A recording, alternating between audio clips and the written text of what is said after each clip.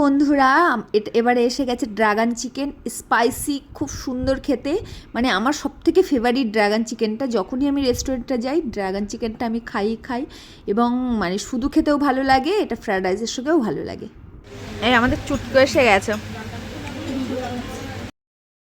দেখতে পাচ্ছেন ওর বন্ধু বান্ধবরা এসে গেছে। মানে হট করে ওর বন্ধুরা রেস্টুরেন্টে ঢুকলো, আমরা বুঝতেই পারিনি ওরাও এসে যাবে। তো এক জায়গায় বসে আমরা খেতে বসে গেলাম। এখানে নিয়ে নিয়েছি ফ্রায়েড রাইস, এখানে বাটার চিকেন নিয়ে নিয়েছি, মানে তান্দুরি বাটার চিকেন।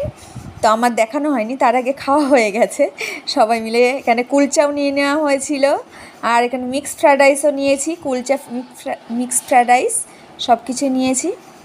এখানে এক রকমের কাবাব নেওয়া হয়েছিল, কাবাবটাও দেখানো হয়নি। অ্যাকচুয়ালি গল্প করতে করতে আমাদের বলছি কি খাচ্ছিস তুই? রুটি খাচ্ছি। কুলচা বলতে কুলচা বলে কুলচা। এখানে আমরা খাওয়া দাওয়া করে বার হওয়ার পরে দেখলাম অনেকটা আনারস। আমার আনারস খেতে খুব ভালো লাগে, আর ফ্যাট লস হয় বলে আরও ভালো লাগে খেতে।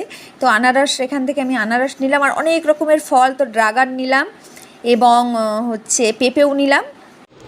তো বন্ধুরা খাওয়া দাওয়া করে আসলাম, নিশার জন্য খাবার দাবার নিয়ে এসেছি সব।